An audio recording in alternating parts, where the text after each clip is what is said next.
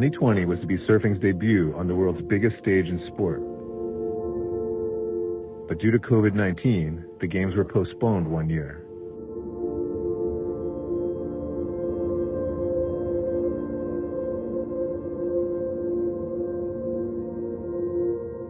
We are taking you inside the lives and minds of the athletes on hold as they stay mentally and physically prepared for their biggest moment in the sport.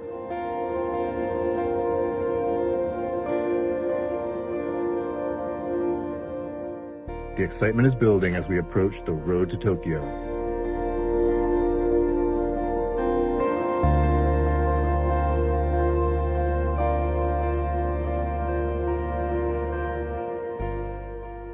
This is the ISA, State of Olympic Surfing. Welcome, surf fans, to State of Olympic Surfing. We're just about a week away for the upcoming World Surf Games happening in El Salvador, and we couldn't be more exciting. This week's show is all about Olympic hopefuls, and we've got two of the best, Sofia Mulanovich and Leonardo Fioravanti. Sofia, of course, representing Peru, and Leonardo representing Italy. It's going to be great to catch up with both of these surfers and really dig in to what it's like to rest in the mind of a surfer who is placing all their hopes on the upcoming Olympic Games. So to start us off, let's take a look at Sofia Mulanovich.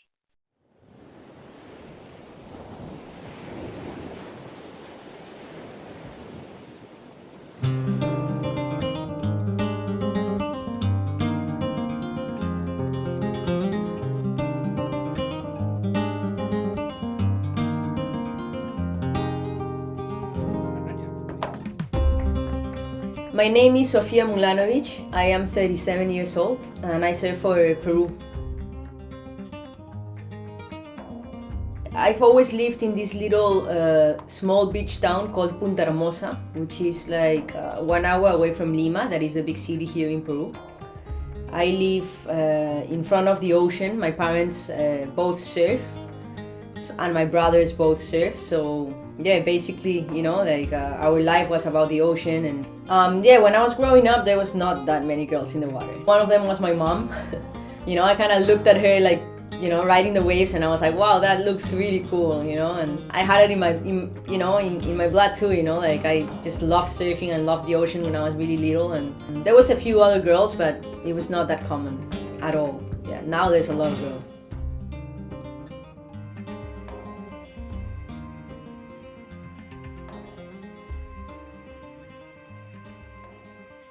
I think surfing is like riding like energy from the ocean, so it's pretty amazing, you know. It's also like self-expression, you know, like you stand up in a wave and, you know, you kind of have to read it, and, you know, you have to express yourself in a way, you know. There's no wave that is the same as the other one, so there's a lot of intuition in surfing too, I think.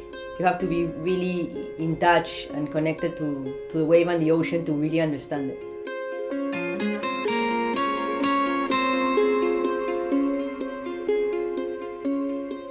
Well, the ISAs have been a huge impact on my career, you know. The first time I won a big contest, it was the ISAs, you know, in Ecuador, like in 2004 when I was 21. And that was my, I think, first major win. And I took that, you know, that feeling, that, you know, that amazing accomplishment to win 3 cities that year. Like I won the ISAs and then I won 3 cities in a row, and it was the first time I have even won a city too. So I think that ISA was the start to something great, and by the end of the year I ended up being the world champion.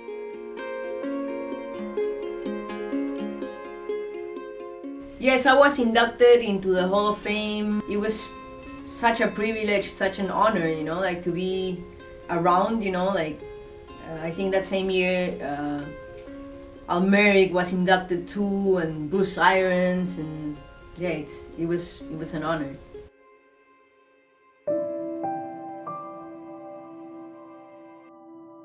The ISA contest is about like the love for surfing, and everybody, it's like this big celebration of surfing and sharing this love for the ocean, and everybody's so happy to be with each other. And yes, 2019 was a like a dream for me, you know, the whole contest. I felt super connected with the ocean. I just felt super relaxed, you know. I haven't really competed with all the girls that I competed with forever, like for so long, you know. So I was just really excited to see them, you know. They're my idols. So I was just happy to be there. Also because I had the news that I was gonna become a mom 2 weeks before going to Japan. So it just kind of changed all my mindset, you know. I was just like, oh my God, like I'm just gonna surf. And like, to be honest, I was totally careless, you know. All I cared was like about, you know, like all this new chapter of my life coming up, you know, my son and all these things. So I think that really, you know, took all the pressure out of me, and things started happening. And then I was in the final and I was like, whoa. And then, I don't know, I just won it. It was a crazy experience, you know. Yeah, I felt really good and connected and happy. I think happiness was the special ingredient. Yes, but yeah, for sure it's a bummer for me, you know, to win a contest like that and not qualify. But I mean, I still have a chance, I have an opportunity, and that's good enough.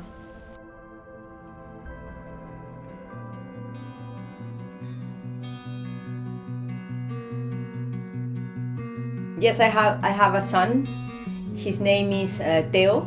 He's 1 year old. Yeah, it's the best thing ever, you know. Myself and my partner, we had a pretty crazy 2020, you know. We had our first son in the middle of the pandemic, but I mean, in a way we were really lucky too, because we were able to, you know, share all these amazing moments with him without any like distraction, you know, because we were pretty much in the house the whole time. So yeah, it was a beautiful experience. For sure, it's like you are reborn, you know. Your motivations are, you know, like before they were a little bit selfish, you know, just for you, but now they're like a lot like bigger and stronger, you know, because it's for someone else, you know. So it's pretty amazing.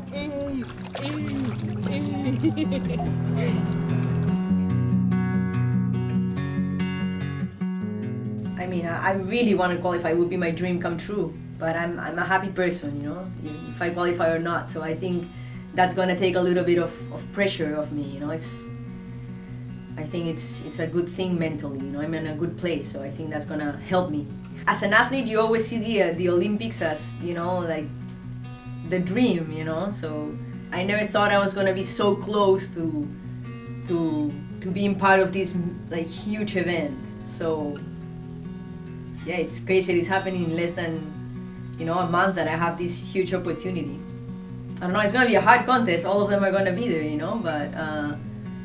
The waves are gonna be amazing, and yeah, I just have to do it as good as last time.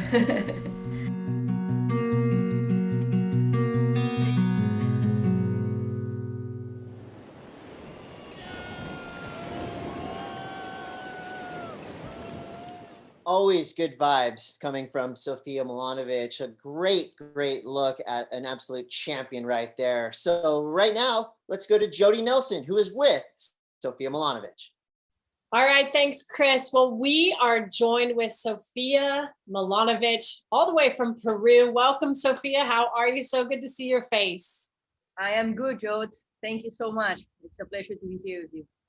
And what a journey you've been on. I mean, it's been, I think, 2 years, maybe 3 years in the making. I mean, this whole thing with surfing getting into the Olympics and then mapping out how to get there. It's been quite the journey. But let's just talk quickly about where you just came from and some of your preparation leading up to the World Surfing Games coming up here. Yes, I just came back from El Salvador a few days ago, actually 1 day ago. I was there for like 4 days. To see the place, you know, surf the waves. I had been there before, but I never was in that area where the contest is going to be held. So yeah, I went there with my coach and Miguel Tudela, which is my really good friend, and we surfed there for a couple of days, and it was awesome. It's a really nice place, waves every day. So yeah, we were stoked. Well, we're getting really close to the World Surfing Games, and there's 7 spots remaining heading into the Tokyo Olympics 20. Talk to us a little bit about your journey.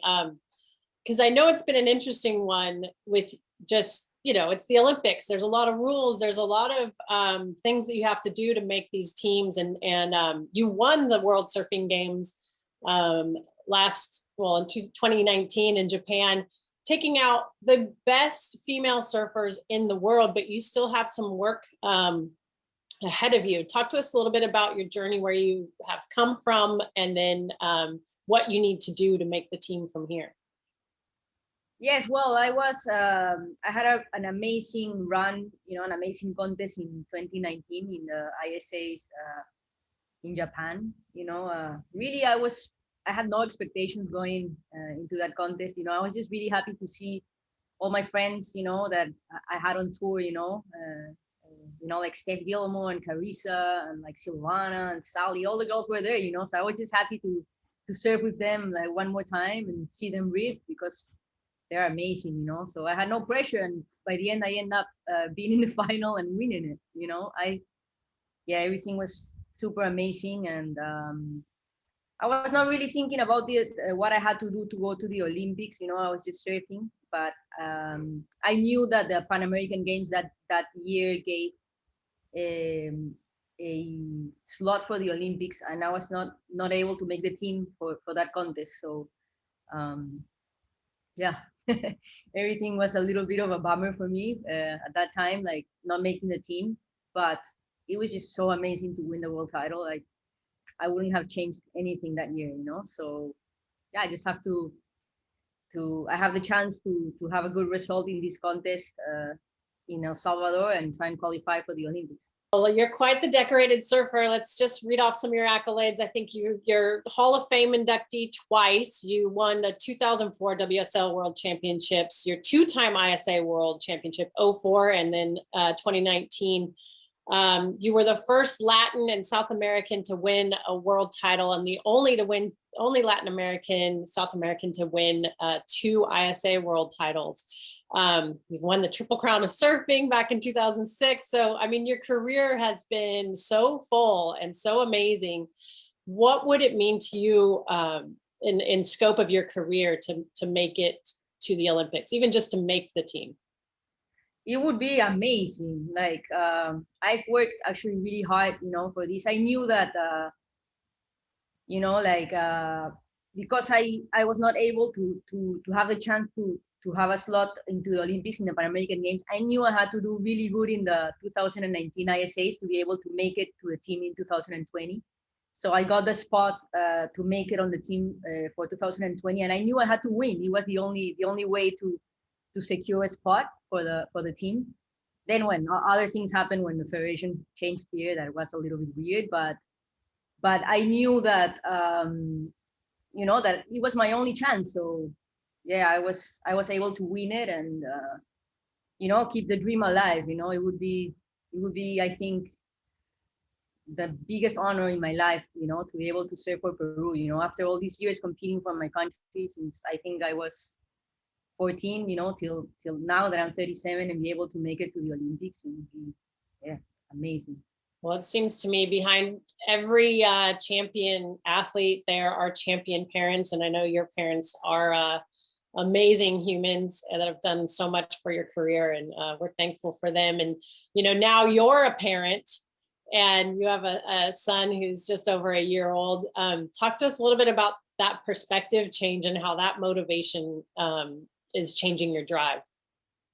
Yes, having a son changes everything. The motivation you have is 10 times bigger. You understand things in a different way. Your perspective changes. And well, we are so excited to watch you. I know I'll be cheering you on. I know there's tons of people cheering you on around the world, Sofia, and especially your country. It seems like they've really gotten behind you, and we're really looking forward to seeing how it all unfolds.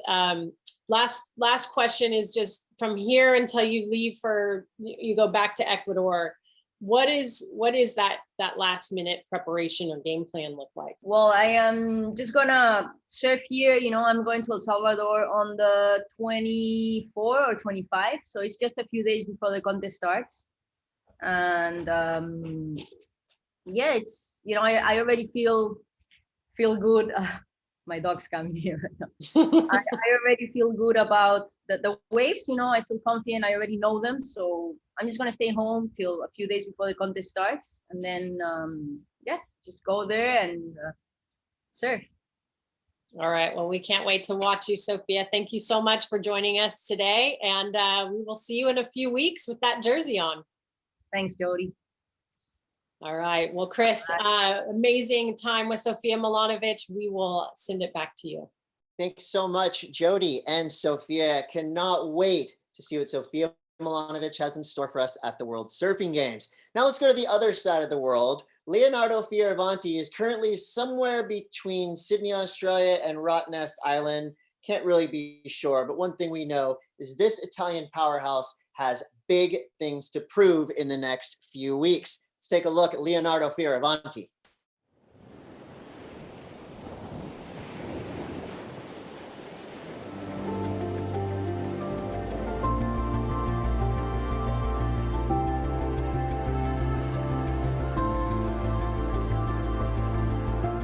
Hi, my name is Leonardo Fioravanti. I'm 23 years old and I surf for Italy.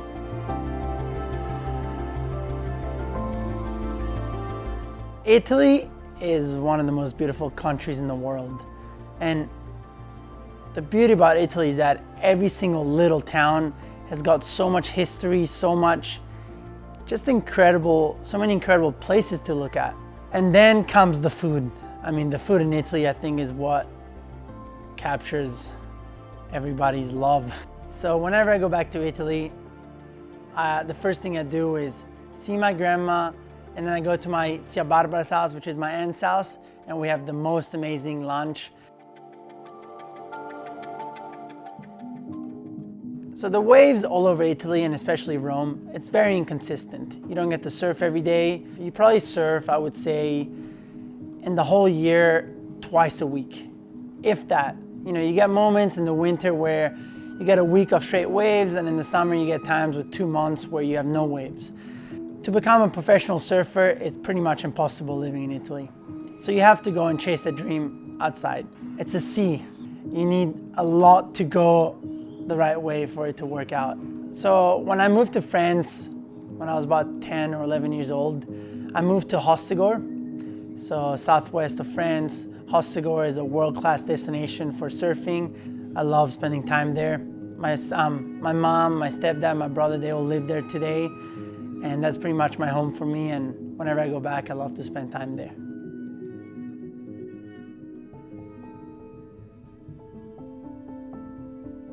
But 2015, I was gonna be 17, and I'm like, okay, I might be too young, but I could have a chance at qualifying for the World Tour. And the very first event of the year was a pipeline, the Vulcan Pipe Pro in Hawaii. Very first heat, first wave, this wave came in, took off late, slammed super hard on the reef. I had the most insane pain going straight through my spine. I knew something was wrong. Sure enough, fractured vertebrae, broken back. Only 8 months after was the ISA World Games Under 18, and it was my last year in the Under 18s. It was a little bit early to go back into competition, but I felt pretty good. And since it was my last chance, I'm like, okay, I have to try at least. One-man team, Italy didn't have anybody else surfing in the ISA, and I felt like I was surfing really good, gaining confidence every heat. I came to finals day. I had probably one of the best heats I've ever had in my career still today. Ended up getting a 10 on my first wave and a 9 on my second wave, and basically wrapped up the finals super quick, which doesn't happen very often.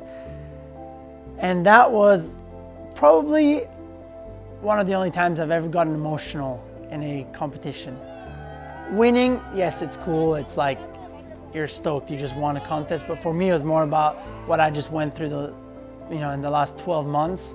There was so much that I had to, overcome. Winning that final was like, okay, I'm back, let's do this.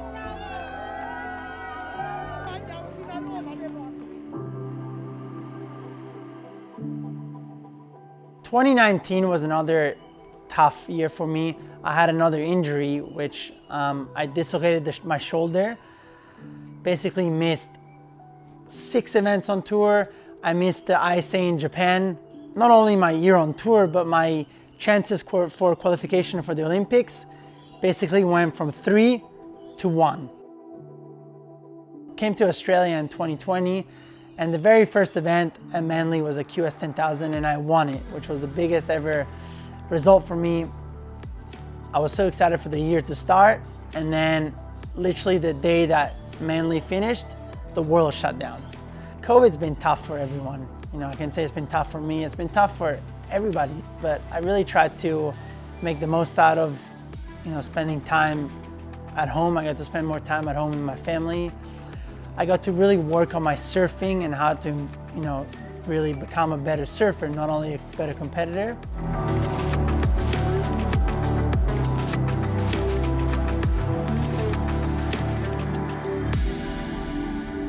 When surfing got announced into the Olympics, I think it was so exciting. It was such a new world that, you know, it opened surfing to a whole new world. You know, surfing is a relatively small sport. And now, I think in the next 12 months, it's really gonna grow. It's gonna hit so many different countries that I've never even heard of surfing. And, you know, Italy in a way is, I wouldn't say one of those countries, but when you go to Italy, people talk about soccer, they talk about MotoGP, Formula One. Surfing isn't very common in Italy, and for me, it would be a dream come true to go to the Olympics. I've been watching it since I was the biggest grommet at home with my family, every single sport, Winter and Summer Olympics. And to be able to say that I was one of the surfers that did the first ever Olympics, something special. Now, 2019 didn't help me, my injury, qualifying, took out my 2 chances, but in El Salvador, I think I have a really good chance. And if I deserve to be on tour, I deserve to be on the Olympics. And I know because I put the work into it. I know that, you know, my surfing is there, but the ISA is a whole new world. You go there, you could lose first round, like you could win. And anybody can achieve that dream. So I think you just got to believe in it. It's going to be so exciting. Why do I do this? For me, why I compete, why I surf, it's simple. I want to be a world champion. I want to be the best possible surfer I can be. And that's why I work hard every day in the water, outside of the water, because, you know, I want to give it all in my next, 10, 15 years, no regrets. I want to finish my career. I want to make sure that I let it all out. I gave it my all, and whether I become a world champion, whether I win events, whatever it is, I want to make sure that I left nothing out there.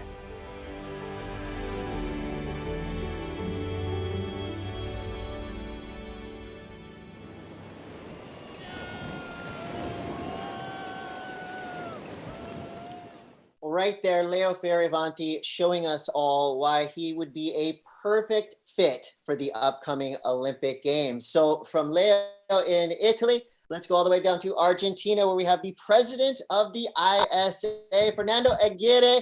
You must be very excited, hopeful. The anticipation is building. We are less than a week away from I'm always excited. You know me. I was born excited.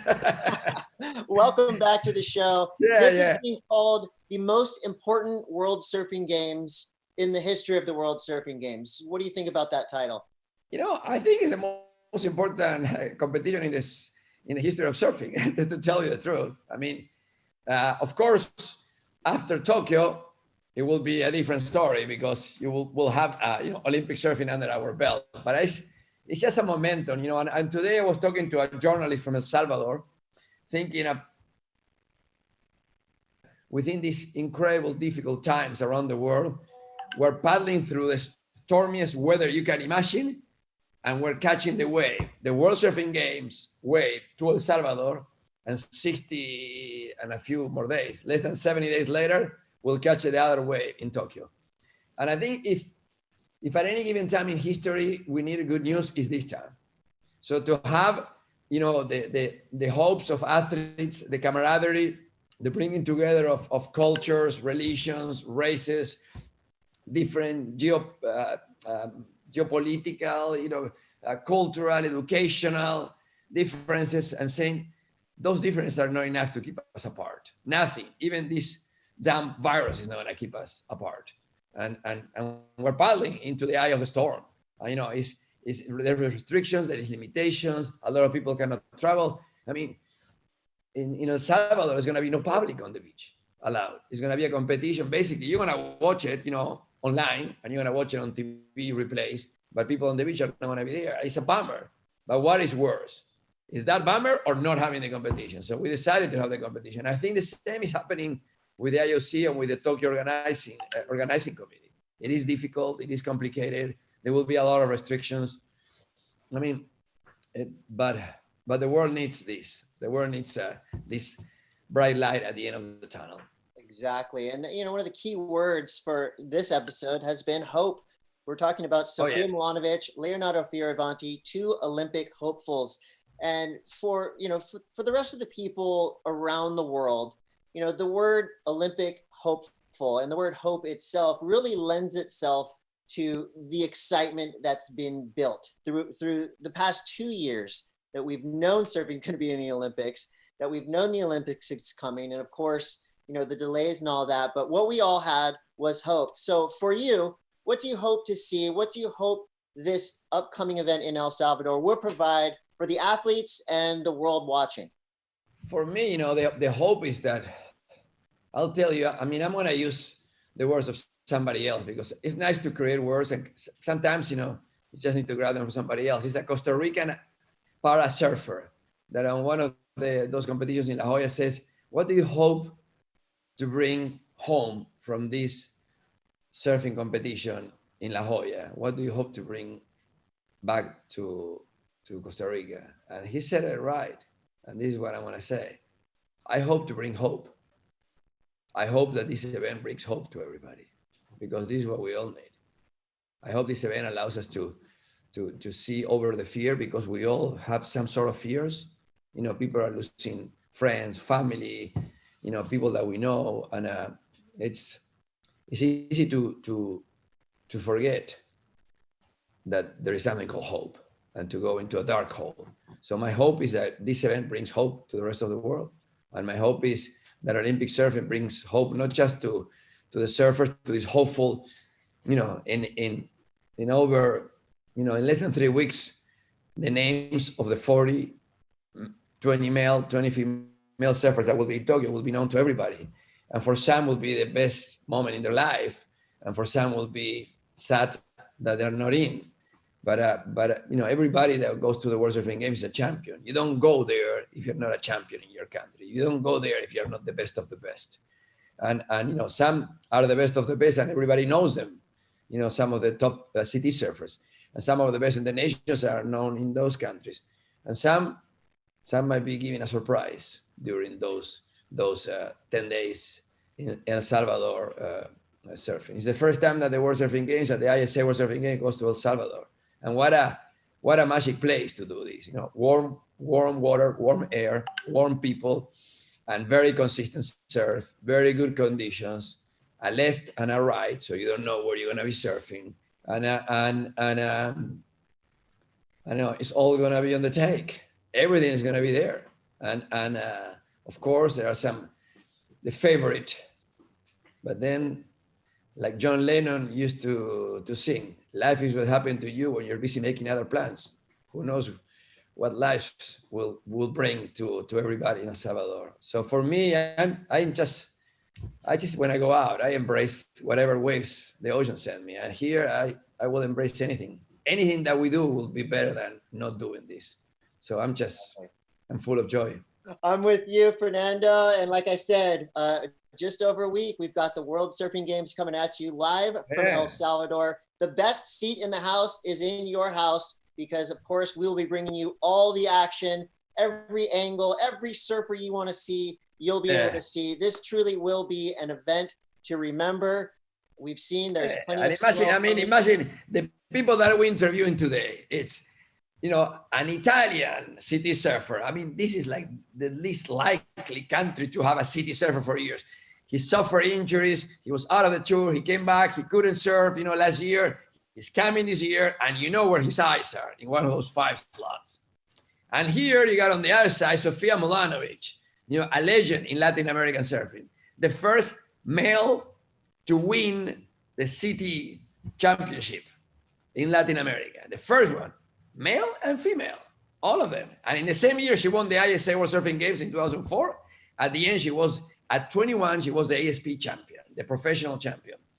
And then 15 years later, out of the tour, out of there, completely removed from the front line, from the spotlight, she goes to Japan and she beats every professional star, female star. She beats them all. She wins every heat and she wins. Yet, she's not qualified to Tokyo yet, because the qualification for the Latin American, for the Americans, came from the Pan Am Games in Lima 2019, and she didn't win that. Another Peruvian lady won. That means that Sofia needs to go, after winning the World Surfing Games, 15 years later, after she won the first one, she needs to go there and win one of those 7 slots. Imagine how excited she is. And in the process of that, she became a mother. So this is wow. So this is like, really? So this is one of those stories that, if this doesn't excite you, then you're dead. You think you're alive, but you're dead. Well, there are endless storylines as we go into the World Surfing Games, but don't worry, surf fans will be bringing them all to you live from El Salvador. Fernando, I cannot wait. The surfing world is ready for the upcoming World Surfing Games. Can't wait to see you on the beach in El Salvador. Well, I can't wait to be in El Salvador. I wanna get that warm water on my skin. I wanna thank all the Salvadorian people, the Salvadorian government for making this happen, because who would have thought that not in 2020, but in 2021, we're still gonna be working on having this competition that we had to suspend last year. We're on. We are on. All right. And for all of you out there watching, join us. The World Surfing Games in less than a week. We'll be ready to rip. See you in El Salvador. See you, everybody in El Salvador. Can't wait.